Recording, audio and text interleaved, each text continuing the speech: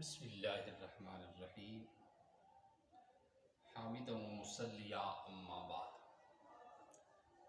دروس اللغت العربیۃ لغیر الناطقین بہا۔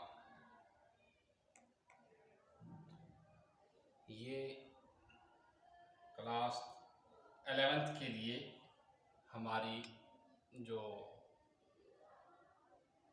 کشمیر میں JNK میں پڑھائی جاتی ہے، اس کا پہلا حصہ ہے، پہلا پارٹ ہے، اس کتاب کا پہلا جز ہے، اور یہ 11th کلاس کے لیے ہے۔ اب ضروری نہیں کہ 11th کلاس والے اس سے فائدہ اٹھائیں، بلکہ جس کو عربی سیکھنے کا شوق ہو، قرآن کی زبان سے، اللہ کی زبان جو اس نے اختیار کی ہے، اللہ نے اس سے محبت ہو، تو وہ سب اس سے فائدہ اٹھا سکتے ہیں۔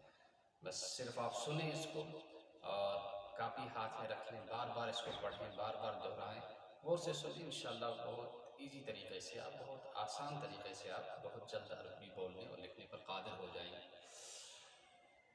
ما ہاذا، ما میں نے کل بتایا تھا آپ کو کہ یہ سوالیہ حرف ہے، کل کی ویڈیو میں نے بتایا ہے کہ یہ سوالیہ اگر کوئی یعنی انسان کے متعلق، انسان کے بغیر کسی اور جاندار یا بے جان چیز کے متعلق سوال کرنا ہو تو وہاں ما سے کرتے ہیں۔ ما ہاذا، یہ کیا ہے؟ پھر آپ کی کتاب میں، آپ کے پاس کتاب ہے تو ٹھیک، ورنہ اپنے موبائل سے پلے اسٹور سے ہے یہ کتاب ڈاؤن لوڈ کر لیں، اس پر دیکھ لیجئے۔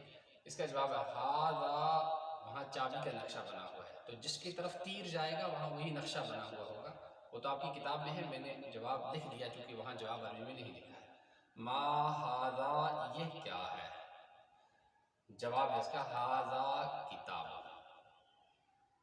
جواب اس کا ہے ہاذا کتاب۔ تو یہ دیکھیے جواب ہے سارے، یہ جیم میں لکھوں گا جہاں پر میں نے جیم لکھا نہیں، یہ تو سوال ہے، یہ سوال ہے اور یہ جواب ہے، اور اسی طرح سے یہ بھی جواب ہے اور یہ بھی جواب ہے۔